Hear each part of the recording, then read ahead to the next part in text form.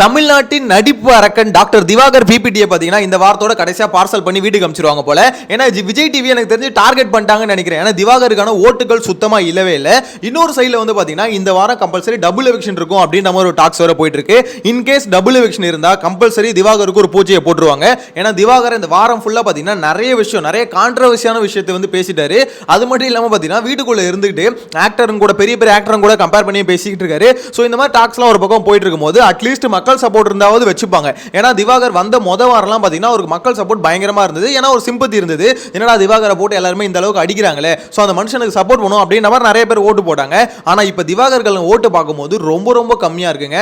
அப்போ ரம்யா போறதுக்கு வாய்ப்பு இல்லையா அப்படின்னு கேட்டீங்கன்னா ரம்யா போறதுக்கும் வாய்ப்பு இருக்கு, திவாகர் போறதுக்கும் வாய்ப்பு இருக்கு. அப்போ சுபிக்ஷா தப்பிச்சிருவாங்களா அப்படின்னு கேட்டீங்கன்னா ஃபுல்லா டீடைலா பார்க்கலாம். சேனலை ஃபர்ஸ்ட் டைம் பார்த்தீங்கன்னா சப்ஸ்கிரைப் பண்ணிட்டு வீடியோ லைக் பண்ணிக்கோங்க. ஆக்சுவலா விஷயம் என்ன தெரியுமா, திவாகர் வந்து பார்த்தீங்கன்னா ஃபர்ஸ்ட் வீக் வந்து சரியான ஓட்டு வந்துதுங்க, எக்கச்சக்கமா ஓட்டு வந்தது. நான் வாரம் அந்த வீடியோ போடும்போது சொல்லியிருந்தேன், வாரத்தோட திவாகர் அடிச்சு தோர்த்திருங்கடா அப்படின்ற மாதிரி சொல்லியிருந்தேன். ஆனா திவாகர் வந்து பார்த்தீங்கன்னா அதுக்கப்புறம் ஒரு ஆன கேம் பிளே, அதாவது அவர் எல்லாம் அடிக்க அவர் மேல ஒரு சிம்பத்தி வந்து மொத்த பேரும் ஓட்டு எடுத்து வந்து இறக்குனாங்க. டாப்ல அவர் தான் இருந்தார். திவாகர் தான் பார்த்தீங்கன்னா இந்த சீசனோட டைட்டில் வின்னர் அப்படின்ற மாதிரிலாம் டாக் போயிட்டு இருந்தது. ஆனா கடைசியில திவாகரை இப்படி தரமட்டத்துக்கு கொண்டு வந்து நிப்பாட்டுவாங்க அப்படின்னு தெரியலங்க. ஏன்னா வெள்ளிக்கிழமை நேற்று எபிசோட் முடிஞ்சதுல, ஸோ அதுக்கப்புறம் ஓட்டிங்க பார்க்கும்போது சரி அஃபிஷியலும் சரி அன்அஃபிஷியலும் சரி திவாகருக்கான ஓட்டுகள் வந்து ரொம்ப கம்மியா இருக்கு. ஆக்சுவலா அன்அஃபிஷியலை பொறுத்தவரைக்கும் திவாகர் வந்து 3வது இடத்துல இருக்காரு. அதாவது லாஸ்ட்ல இருந்து 3வது இடத்துல இருக்காரு. நீங்க ஃபர்ஸ்ட்ல இருந்து நினைக்காதீங்க. ஸோ 3வது இடத்துல இருக்காரு. அன்அஃபிஷியலை பொறுத்த வரைக்கும் பார்த்தீங்கன்னா அதுலயும் ஓட்டுகள் கம்மியா இருக்கு அப்படின்ற மாதிரி தான் இருக்கு. ஸோ அப்படின்னும் போது திவாகரை இந்த வாரம் தூக்குவாங்களா அப்படின்னு கேட்டீங்கன்னா கம்பல்சரி தூக்குறதுக்கு அதிகபட்ச வாய்ப்பு இருக்கு. ஏன்னா சேனல் சைடில் பொறுத்தது போதும் அப்படின்னு நம்ம நினைச்சாங்கன்னா தூக்கிடுவாங்க. இல்ல கண்டென்ட் தான் முக்கியம், அந்த கான்ட்ரவர்சிலாம் வந்தா பாத்துக்கலாம் அப்படின்னு நம்ம நினைச்சாங்கன்னா வச்சுப்பாங்க. ஏன்னா திவாகர் உள்ள வந்து பார்த்தீங்கன்னா கேஸ்ட் பத்தி பேசுறாரு. அதாவது திவ்யா அவங்களோட ஜாதி என்ன அப்படின்ற மாதிரி பார்த்தீங்கன்னா அவர் வந்து கேட்கறாரு. அதாவது சுத்தி வளைச்சு கேட்கறாரு. அதெல்லாம் லிட்டரலா தெரியுது. உள்ளுக்குள்ள நிறைய பேர் வந்து பேச ஆரம்பிச்சிட்டாங்க. இவர் இந்த மாதிரி பாக்குறாரு, இந்த மாதிரி பேசுறாரு அப்படின்ற மாதிரி. வெளியே வரவங்களும் இன்டர்வியூ கொடுக்கும்போது பார்த்தீங்கன்னா பிரவீன் ராஜ்லாம் அதான் சொல்றாரு. அவர் ஆரம்பத்திலிருந்து அந்த ஒரு தாட்ல தான் திவாகர் இருக்காரு அப்படின்ற மாதிரி சொல்றாங்க. ஸோ திவாகர் வெளியில இன்டர்வியூ கொடுக்கும் போதே தெரியும் அவரோட மைண்ட் செட் ஃபுல்லா அப்படிதான் இருக்குன்னு. உள்ள போயும் பார்த்தீங்கன்னா கொஞ்சமா அவர் வந்து ரொம்ப அதிகமா வந்து பார்த்தீங்கன்னா யாரு என்ன இவங்க எப்படிப்பட்ட ஆளு அப்படின்றதெல்லாம் தெரிஞ்சுக்கணும் அப்படின்றதுல விருப்பப்படுறாரு அப்படின்றது கிளியரா தெரிஞ்சு போச்சு. அதுவும் திவ்யா கிட்ட எல்லாம் அவர் கேட்டார் பாருங்க, உங்க சொந்தக்காரங்க திவ்யா ஒரு உலகையில் எங்க சொந்தக்காரங்க தான் அப்படின்னு நம்ம எல்லாம் கேட்டார்ல, அங்கேயே பார்த்தீங்கன்னா கிளீனா தெரிஞ்சு போச்சு. கூட இருந்த பார்வதிக்கே பார்த்தீங்கன்னா அது காண்டாவது, என்னடா இந்த ஆள் இப்படி கேட்கறாரு அப்படின்ற மாதிரி. பார்வதி பண்றதே நம்மளுக்கு காண்டாவும், திவாகர் பண்றதை பார்த்து பார்வதியே காண்டாகிறாங்கன்னா அப்ப எந்த அளவுக்கு அவரோட தாட்ஃபுல்லா அந்த ஒரு இதுல இருக்குன்னு மட்டும் யோசிச்சு பாருங்க. எனிவேஸ் இந்த ஒரு மேட்டரா. இன்னொன்னு இந்த ஆக்டருங்கெல்லாம் பெரிய ஆக்டர் சூர்யா, விக்ரம், அதுக்கப்புறம் பார்த்தீங்கன்னா கமல், ரஜினி இந்த மாதிரி ஆக்டர் கூட கம்பேர் பண்ணி பேசி அதுவும் பார்த்தீங்கன்னா வெளியே கொஞ்சம் கான்ட்ரவர்சியா போயிட்டு இருக்கு. ஆனால் சில விஷயம் வந்து பார்த்தீங்கன்னா எப்படி சொல்ற அவர் அடிக்கிறது கூட நிறைய பேருக்கு வந்து ஃபன்னா தான் இருக்கு. ஆனால் அது ஒரு தப்பான விஷயம். அதையும் பார்த்தீங்கன்னா வீட்டுக்குள்ள பண்ணிட்டு இருக்காரு. ஸோ திவாகரை பொறுத்த வரைக்கும் வீட்டுக்குள்ள அந்த பிளஸ் பேசுற விஷயங்கள் இருக்குல்ல, அதுவும் பார்த்தீங்கன்னா அந்த ஒரு மாதிரி ரொம்ப லோக்கலா போயிட்டு இருக்கு. நேற்றுலாம் பார்த்தீங்கன்னா அந்த அரோரா மேட்டர்ல திவாகர் பார்வதி ரெண்டு பேரையும் போட்டு சோஷியல் மீடியால வருவர்னு வருத்துட்டாங்க. ஏன்னா அந்த ஆபாச குறியீடுன்னு பார்த்தீங்கன்னா திவாகர் ஒன்று சொன்னார்ல, ஸோ அது வந்து ஒண்ணுமே இல்லை. அரோரா சிம்பிளா ஒரு விஷயம் வச்சு காமிச்ச ஒரு விஷயத்தை பார்த்தீங்கன்னா ஆபாச குறியீடு ஒரு பக்கம் பார்வதியும் ஒரு பக்கம் திவாகரும் எடுத்து ரொம்ப கதறிட்டு இருந்தாங்க. எல்லாருமே கேட்ட கேள்வி என்னன்னா, ஏமா பார்வதி அப்போ புத்தி தான் அந்த மாதிரி இருக்கு. ஆக்சுவலாக வெளியே பார்த்தீங்கன்னா தெரியும் எக்ஸ் கண்டஸ்டன்ட் எல்லாருமே போட்டு கிளிக்கிறாங்க. மஞ்சரி ஆகட்டும், ஜாக்லின் ஆகட்டும், எல்லாருமே பார்த்தீங்கன்னா எடுத்து ஸ்டோரியில் போட்டிருக்காங்க. இந்த மாதிரி இப்படிப்பட்ட கேரக்டர் எப்படி இருக்கு அப்படின்ற மாதிரி தான் அவங்களுக்கு ஆச்சரியமா இருக்கு. ஆக்சுவலாக விஷயம் என்னன்னா, ஒரு பொண்ணை பார்த்தீங்கன்னா கேரக்டர் அசாசினேஷன் பண்ணுது. ஸோ அப்படின்னும் போது இது வந்து ரொம்ப தப்பான விஷயம் அப்படின்றத மொத்த பேர்களும் குரல் கொடுத்துருக்கிறது. ஸோ இவ்வளோ பெரிய டாக்ஸ் போயிட்டு இருக்கு, அதுவும் இவ்வளோ விஷயமா போயிட்டு இருக்கு அப்படின்னும் போது எனக்கு தெரிஞ்சு திவாகரை தூக்குறதுக்கு அதிகபட்ச வாய்ப்பு இருக்கு அப்படின்ற மாதிரி தான் தோணுது. தூக்குனா கேம் இன்ட்ரெஸ்டிங்கா மாறுமா அப்படின்னு கேட்டீங்கன்னா கொஞ்சம் இன்ட்ரெஸ்டிங்காக மாறதுக்கு வாய்ப்பு இருக்குண்ணா, இல்லைன்னு சொல்லல. ஆனால் திவாகரை எனக்கு தெரிஞ்சு இப்போ தூக்கிடுவாங்க மேக்ஸிமம். பார்த்தீங்கன்னா அதாவது சேனல் வந்து இப்போ எப்படி சொல்லுது, கண்டென்ட் தான் முக்கியம் நினச்சா வச்சுப்பாங்க. இல்லை கண்டென்ட் முக்கியம் இல்லை, இந்த கான்ட்ரவர்சியெல்லாம் கொஞ்சம் கட் ஆகணும், இந்த சீசனை பற்றி ரொம்ப பேடாக போயிட்டு இருக்கு அப்படின்னு நினச்சாங்கன்னா இதான் சான்ஸ். ஏன்னா திவாகருக்கான ஓட்டு சுத்தமாக இல்லை, இந்த சான்ஸை யூஸ் பண்ணி நினச்சா தூக்கிடுவாங்க அப்படின்ற மாதிரி தான் தோணுது. இன்னொன்று சுபிக்ஷா, ஆக்சுவலாக சுபிக்ஷாக்கும் பார்த்தீங்கன்னா ஓட்டு சுத்தமாக இல்லைங்க. அதாவது சுபிக்ஷாக்கு அன்அஃபிஷியலும் சரி அஃபிஷியலும் சரி சுபிக்ஷாக்கான ஓட்டுகள் வந்து ரொம்ப கம்மியாக தான் இருக்கு. ஆனால் சுபிக்ஷா வந்து நேற்று வந்து பார்த்தீங்கன்னா அந்த கேப்டன்சி டாஸ்க் நடந்ததுல அதுக்கு சுபிக்ஷாக்கு மட்டும் ஒரு ஸ்கோப் கொடுத்தாங்கல்ல. ஸோ அதை பார்க்கும்போது அவங்க அழுது இதுக்கெல்லாம் மட்டும் ஒரு 1 hour ஃபுட்டேஜில் போட்டுறதை பார்க்கும்போது எனக்கு தெரிஞ்சு வச்சுக்க வாய்ப்பு இருக்கும் அப்படின்ற மாதிரி தோணுது. ஏன்னா அரோரா தூக்க மாட்டாங்க. எல்லாரும் யோசிப்பீங்க, என்ன ப்ரோ அப்போ எங்கள் தலைவி அரோரா வராதா அப்படின்ற மாதிரி. அரோராவோட சப்ஸ்கிரைபர்ஸ் கேட்டிங்கன்னா வர வாய்ப்பு இல்லைங்க.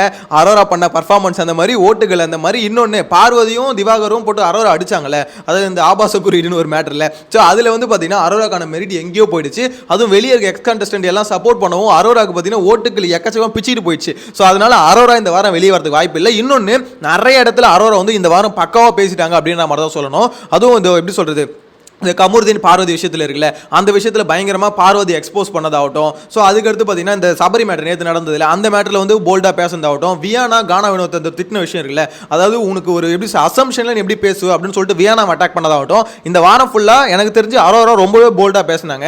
எனக்கு அங்கே தான் ஒன்று புரிஞ்சுது, துஷார் நம்ம என்ன நினச்சோம், துஷார் அரோராவால் தான் துஷாரோட கேம் பிளே காலி ஆகுதுன்னு நினச்சிட்டு இருந்தோம்ல. ஆக்சுவலாக துஷார் போனதுக்கு அப்புறம் தான் தெரியுது அரோரோட கேம் பிளே துஷாரால தான் காலியாக இருக்கு போல. உண்மையிலே அவன் போனதுக்கு அப்புறம் இந்த ஒரு வாரம் சூப்பராக கேம் பிளே பண்ணியிருக்காங்க.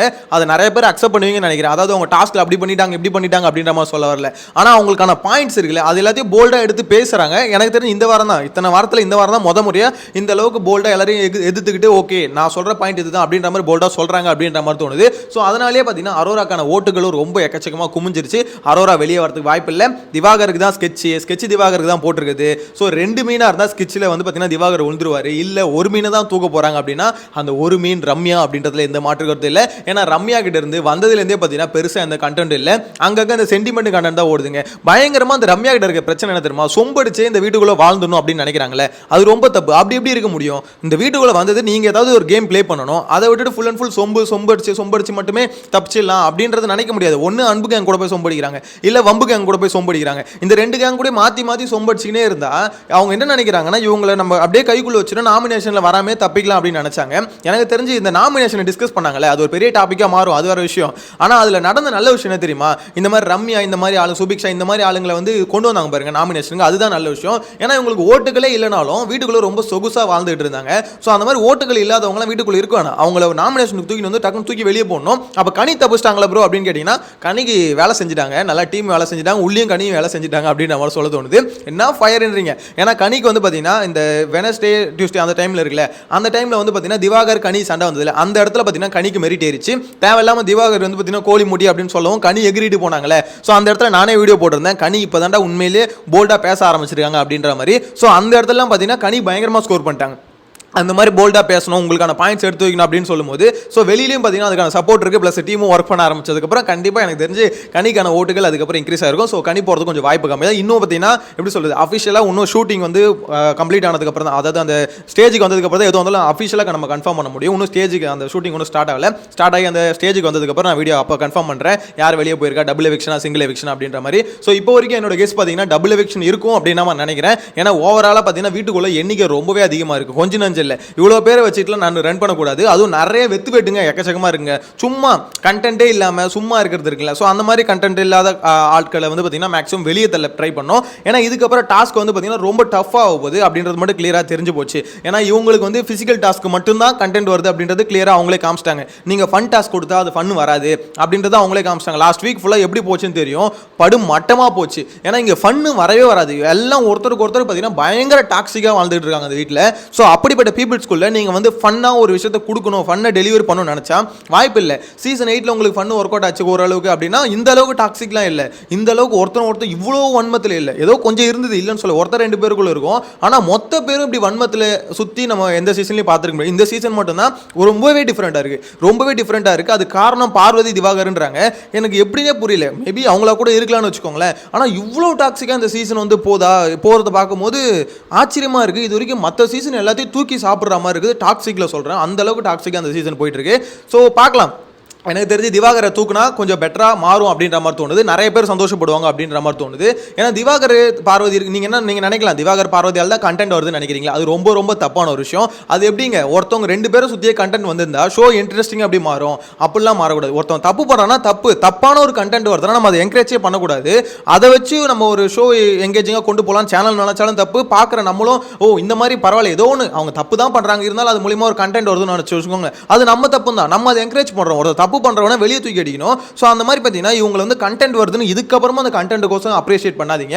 தப்பான கண்டென்ட் பண்ணும்போது அவங்களை வெளியே எடுக்கிறதுக்கு தான் வழியை பார்க்கணும் அப்படின்ற மாதிரி சொல்ல தோணுது. அதை ஒன்றும் பண்ணாதவங்களை எடுக்கலாம், அது வேற விஷயம். அதே மாதிரி இந்த கண்டென்ட் வந்து கொஞ்சம் மோசமாக கொஞ்சம் தப்பான கண்டென்ட், அதாவது தப்பான மீன்ஸ் எப்படி சொல்றது, நம்மளை இரிட்டேட் பண்ணுற மாதிரி கண்டென்ட் கொடுக்குறவங்களே வெளியே எடுக்கிறது தப்பு கிடையாது. ஸோ திவாகரை வெளியே எடுத்தா மேபி பார்வதியோட கேம் பிளே மாறுதா என்னன்றதை வெயிட் பண்ணி தான் பார்க்கணும். ஸோ உங்களோட கருத்தை மறக்காம கமெண்ட்ல மென்ஷன் பண்ணுங்க. நீங்க என்ன நினைக்கிறீங்க? திவாகர் வெளியே போவாரு, ஓட்டுகள் இல்லாததுனால திவாகர் வெளியே தூக்கிடுவாங்க அப்படின்னு நினைக்கிறீங்களா? இல்லை என்னதான் ஓட்டே இல்லைனாலும் திவாகரை உள்ள வச்சுப்பாங்க, அதெல்லாம் அப்படிலாம் சொல்ல முடியாதுங்க அப்படின்னு நினைக்கிறீங்களா? உங்களோட கருத்தை கமெண்ட்ல மென்ஷன் பண்ணுங்க. நெக்ஸ்ட் வீடியோல மீட் பண்ணலாம். Bye by.